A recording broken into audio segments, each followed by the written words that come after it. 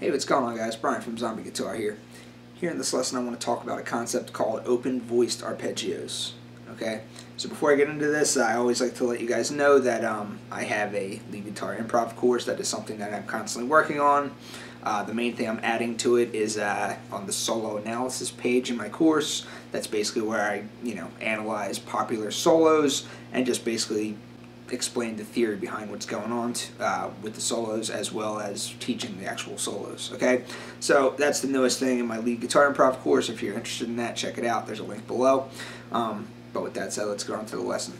So this lesson is open-voiced arpeggios. You hear Eric Johnson using this technique all the time, and basically he's just taking an arpeggio, but instead of playing it in the order of root, third, fifth, and then seventh, and then back to root, third, fifth, seventh, he's just playing the root, and then he's going to the fifth, and then going to the third, and then going to the seventh. Okay, so you have major seventh arpeggios, you have minor seventh arpeggios, you have dominant seventh arpeggios, and you have minor 7 flat 5 arpeggios, otherwise known as half diminished. Okay, so links to all relevant lessons that explain more in depth on that theory will all be linked to below.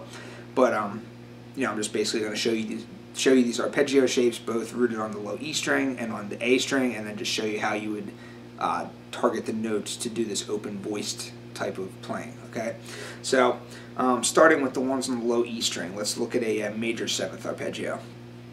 So you have your major chord, and then what you see here is a major seventh arpeggio. Okay, so if you were to just play this in order, you could go root third 7, root third 7, which would sound like.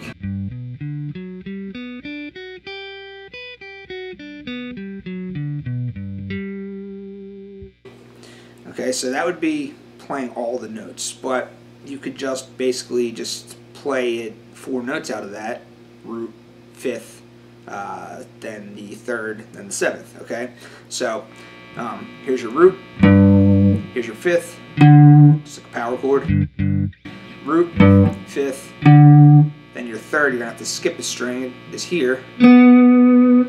Okay, and then your seventh for a major seventh arpeggio is found here.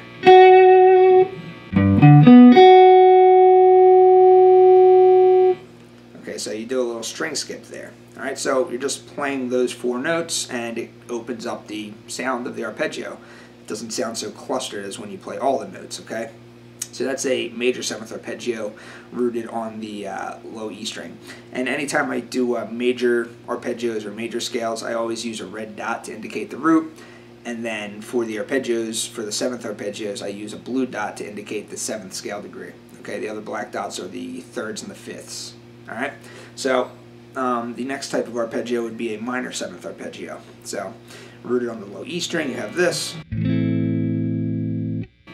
Okay, so again, rather than playing all the notes, we're just going to go root, then fifth, then third, then seventh. Okay, so you have your root, fifth, third is found here, so you have to skip the string again, and then you have your seventh, it's a minor seventh,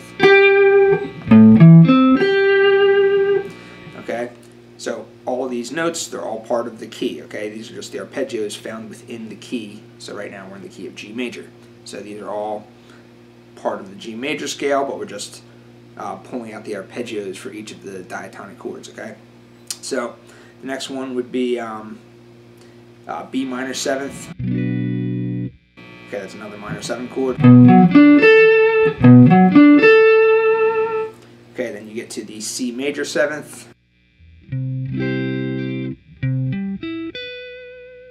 That's your 4 chord in the key of G major. Then you have your D dominant 7. Okay, so this is a dominant 7 arpeggio, so that this would look like this. Your root, your 5th, your 3rd, then you have a dominant 7 scale degree.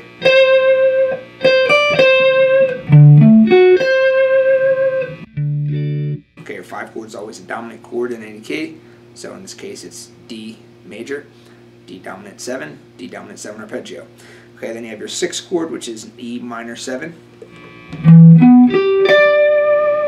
Okay, your 6th chord is always a minor chord. If you make it a 7th, it's a minor 7th chord.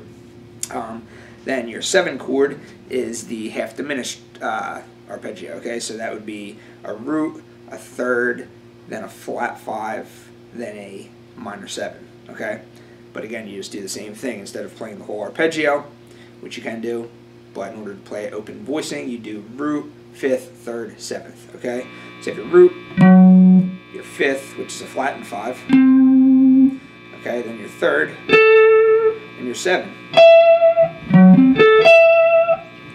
Alright, and then you're back up to G again. Alright, your 1 chord is always a major 7. And you can hear that just wants to pull you right back to the scale root.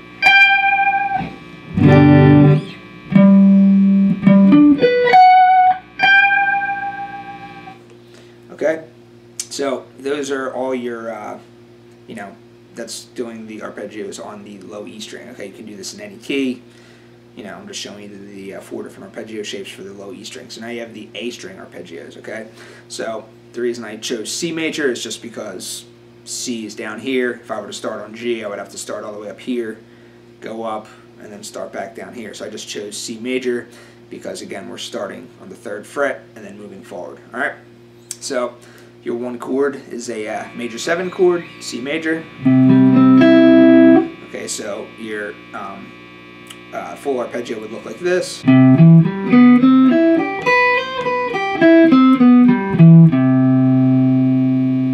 Okay, but again, we're just going to do root, then 5, then 3, then 7. Okay, so root, 5, skip a string to get to your 3rd, and then your 7th is here.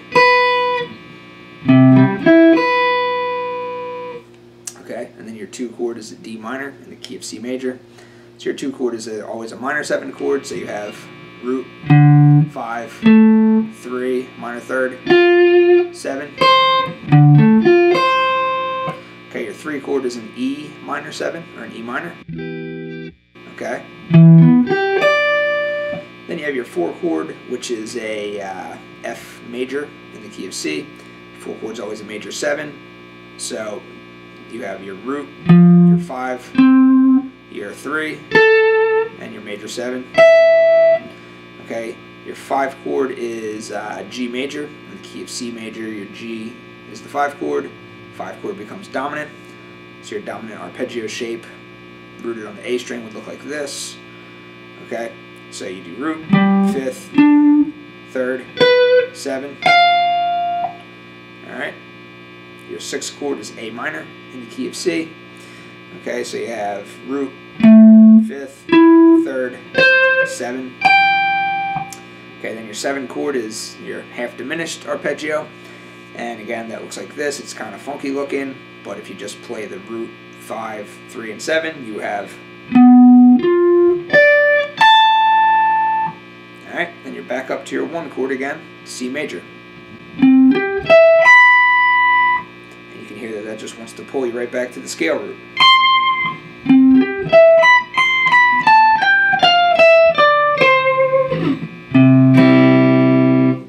Okay, so you have 4 different arpeggio shapes that you can do rooted on the low E.